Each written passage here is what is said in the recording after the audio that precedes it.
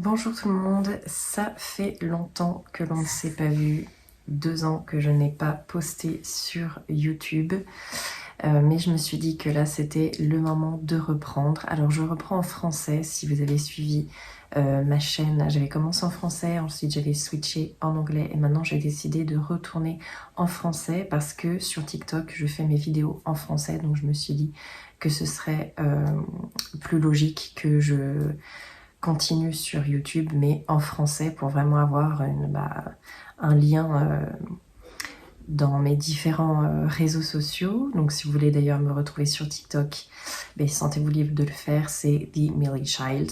Je reviens aujourd'hui pour vous expliquer un petit peu où j'en suis, n'est-ce pas, dans ma vie, surtout par rapport à la santé mentale. C'est quelque chose dont je parle pas mal sur TikTok. Sur TikTok, j'ai vraiment 3 axes où je parle santé mentale, maquillage principalement et également BookTok. Et là, sur cette chaîne YouTube, j'aimerais vraiment axer ça sur, je pense, le make-up en priorité parce que c'est ça qui me fait vraiment vibrer. Et je pense que je vous parlerai aussi un petit peu de mes lectures, des choses que j'aime bien. Voilà. Je vous propose du coup aujourd'hui de parler un petit peu santé mentale, là où j'en suis en ce moment, tout en me préparant en faisant ma skincare. Donc je me suis déjà nettoyé le visage sous la douche et puis là je vais continuer ma skincare. J'avoue que je sais pas trop regarder, là j'ai un autre téléphone, enfin un autre... Là je sens que je regarde par là, donc il faudrait que je regarde par là pour vous regarder vous. Je verrai bien au montage. Bon c'est vraiment... je suis un peu rouillée. On va faire avec. Donc, pour ceux qui ne me connaissent pas, je m'appelle Mélie, j'ai 34 ans et j'ai 5 enfants. Voilà, je suis mariée, 5 enfants. Le dernier, c'est un bébé. Enfin, un bébé. Oui, bah si, elle n'a pas encore 1 an, donc c'est un bébé. J'ai un garçon et 4 filles. Par contre, je ne dévoile pas les prénoms ni leurs âges parce que je considère que... c'est propre à eux et à leur intimité.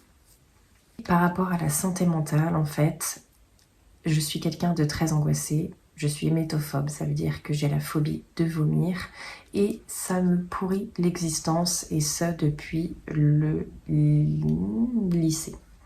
Depuis vraiment le lycée où ça a commencé à devenir vraiment des épisodes qui affectaient mon quotidien. Du coup,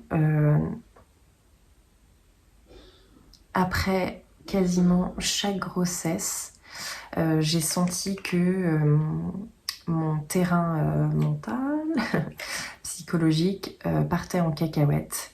Je sais pas ce qui se passe exactement. Est-ce que c'est les hormones et tout ça qui font que mon cerveau à ce moment-là déconne plus que ce qu'il pourrait faire d'habitude, et donc je passe par des phases de dépression, donc ce que je suis en train de vivre actuellement.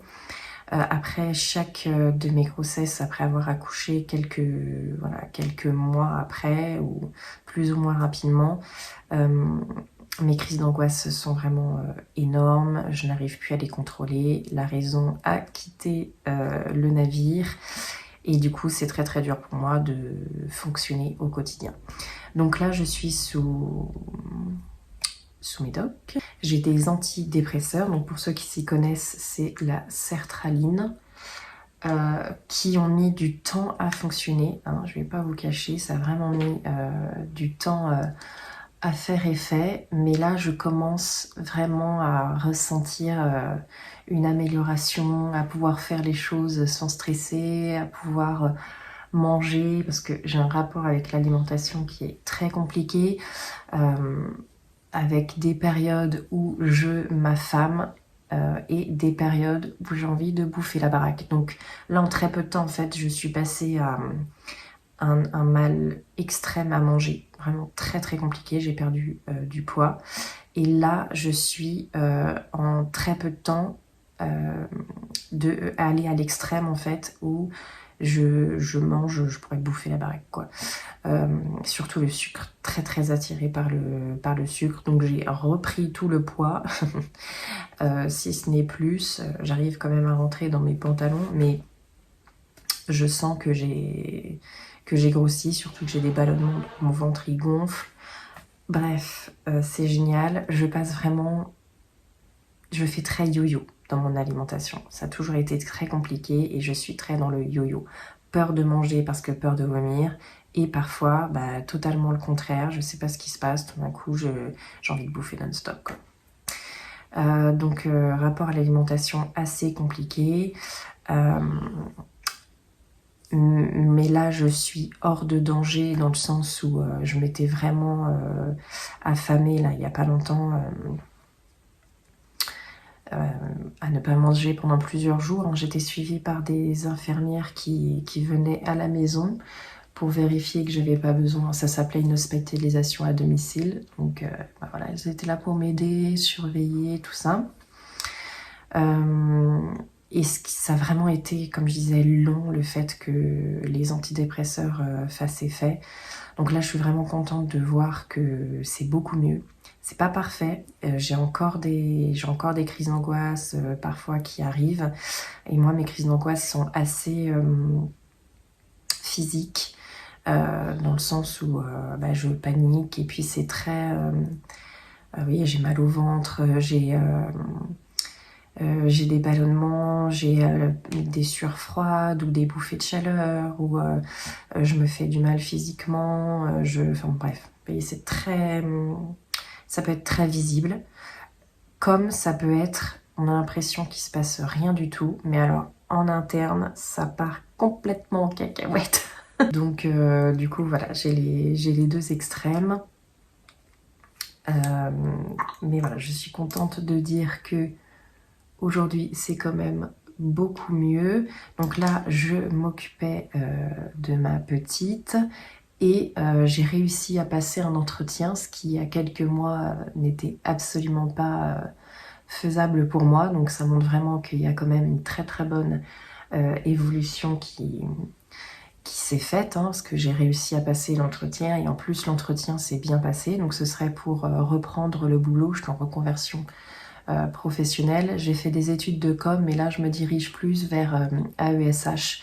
Donc c'est anciennement appelé AVS. Je ne sais pas si vous connaissez, vous me dites en commentaire, mais en gros c'est des personnes qui viennent dans les écoles pour aider les enfants en situation de handicap, donc dans le milieu scolaire comme j'ai dit. Donc qui vient, voilà, t'es affecté à un ou plusieurs élèves et tu viens les aider en fait. Ça peut être dans tout ce qui est dans le quotidien. Donc par exemple, je sais pas moi, les accompagner aux toilettes, des choses un peu basiques comme ça. Ça peut être donc vraiment dans le scolaire, donc reformuler les phrases, les aider à comprendre telle ou telle consigne, etc. Et ça peut être également dans la relation avec les autres, les aider par rapport au contrôle des émotions, etc.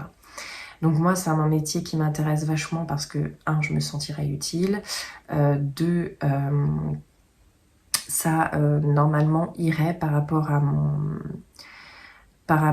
emploi du temps, enfin ma vie de maman, parce que j'ai 5 enfants et mon mari, en fait, il est très pris par son travail. Donc il faut bien que quelqu'un soit là pour s'en occuper et j'ai pas franchement envie que le peu d'argent que je gagne, tout parte dans la garde d'enfants, quoi. Ça me fait un peu schmout. Donc voilà, j'ai passé l'entretien. Normalement, j'aurai une réponse cette semaine. J'avoue que je stresse parce que tout le monde me dit « Ah, mais c'est bon, t'es qualifiée, tu vas pouvoir l'avoir, enfin, sans problème. » Du coup, j'ai super peur de pas l'avoir et de passer pour une andouille. Mais bon, on verra bien. Suspense, je vous tiendrai au courant si ça vous intéresse. Pour reparler des angoisses, j'ai vraiment vécu là des périodes très compliquées. Ça y est, avoir peur de sortir de chez moi, hémétophobie, ça mène vraiment de l'anxiété sociale, claustro. Vous voyez ce genre de dérive en fait, ou agarophobie, comme on dit déjà, la peur de la foule, enfin surtout l'anxiété sociale qui était extrêmement compliquée à gérer.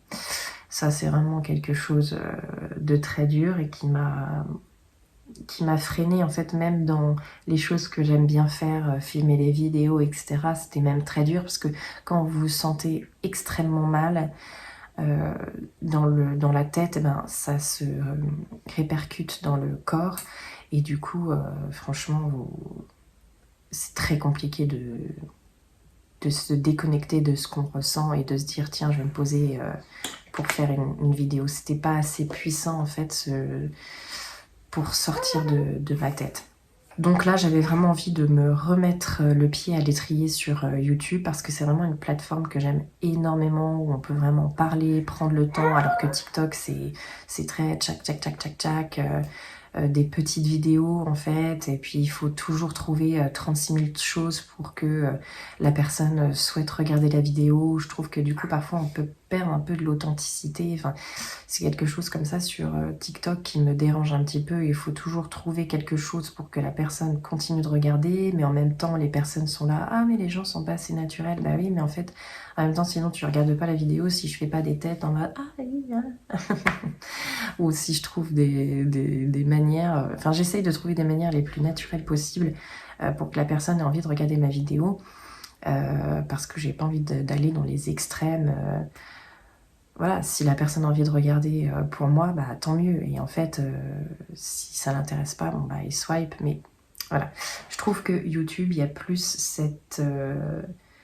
ce cadre où tu es posé, où tu papotes et dans les commentaires, on peut vraiment interagir. Bon, TikTok aussi, on peut interagir. Mais là, j'aime bien vouloir prendre le temps, parler sans me dire « Ah là là, ça fait plus de 10 minutes, les personnes, elles auront complètement lâché la vidéo ».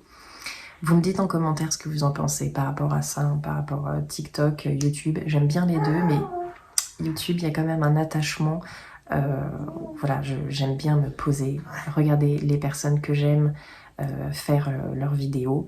Donc si ça vous intéresse, sentez-vous libre de vous abonner parce que comme je disais, ça va être une chaîne où je vais parler principalement quand même make-up, que ce soit tester des nouvelles choses, proposer des tutos make-up, faire des reviews sur comment le produit dure dans le temps, comment ça se passe dans la journée quand je le porte, faire des speed reviews, donc ça veut dire j'ai utilisé tel ou tel produit, je reviens vers vous pour vous dire ce que j'en ai pensé après l'avoir testé plusieurs fois.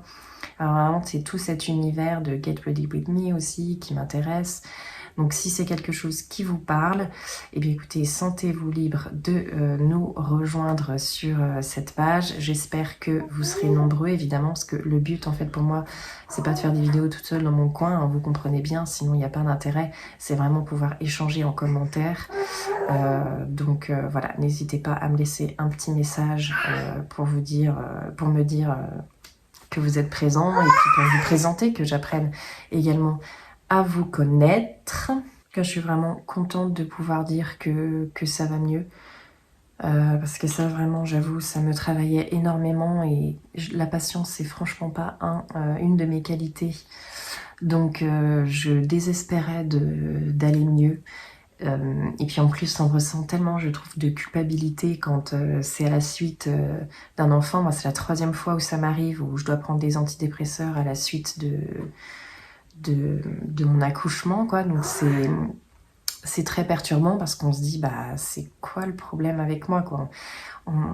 Je trouve que la maladie mentale, c'est extrêmement dur parce que tu te dis forcément, mais je suis folle ou je suis folle, parce qu'on commence à stresser en fait pour des choses qui sont tellement stupides que c'est très très dur en fait d'essayer de rationaliser, d'essayer de se dire non mais c'est une maladie, comme quelqu'un en fait qui aurait un cancer et qui serait en train de combattre cette maladie. Personne va lui dire ah mais tout est dans ta tête, vas-y, c'est qu'une question de volonté, blablabla.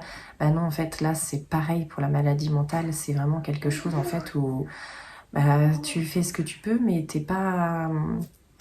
c'est pas qu'une question de volonté en fait, parce que sinon t'arriverais à t'en sortir. Je prends déjà énormément sur moi pour plein de choses, mais là je sens que les médicaments font effet, ça me soulage énormément. J'ai quand même mes anxiolytiques que j'ai toujours avec moi parce que voilà, au cas où, ça me rassure de les avoir sur le coude, surtout qu'il y a quand même certains moments où je les utilise, voilà, où je sens que je dois les utiliser. Voilà, et ça me rassure de les avoir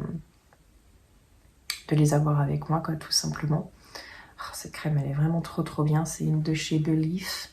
Je sais pas si vous connaissez cette marque. C'est le Aquabomb Brightening Vitamin C Cream.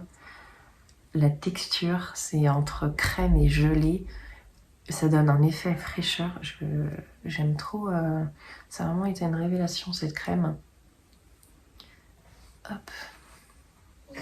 Donc voilà, rejoignez-moi sur cette plateforme. Rejoignez-moi également sur TikTok. J'essaierai de mettre le maximum d'informations dans le... Comment ça s'appelle déjà pas les commentaires, mais juste en dessous, quoi. Dans l'explication de la vidéo, quoi. Je n'arrive plus à savoir le terme. Barre d'infos, voilà. Barre d'infos, c'est les mots que je cherchais. Mais voilà, je serais très heureuse de vous accueillir ici sur cette plateforme. Merci de vous être préparé avec moi pour la skincare. Vous voyez, j'aime énormément. Moi, j'avoue, je mets plein de choses. Je suis pas du tout dans le less is more par rapport à la skincare. J'adore foutre plein de trucs sur mon visage. Je suis toujours dans les extrêmes. Soit je mets rien parce que voilà, je suis dans une mauvaise passe et j'arrive pas à faire quelque chose. Soit au contraire, j'ai envie de me foutre tous les produits que j'ai sur la figure. Dites-moi en commentaire si vous aussi vous êtes comme ça ou si vous êtes ah non, j'en mets que une petite crème et puis c'est terminé pour moi. Merci d'avoir été là, merci d'avoir regardé jusqu'au bout. Si vous avez regardé cette vidéo jusqu'au bout, mettez-moi un petit emoji de fleurs. Voilà, à bientôt pour une nouvelle vidéo.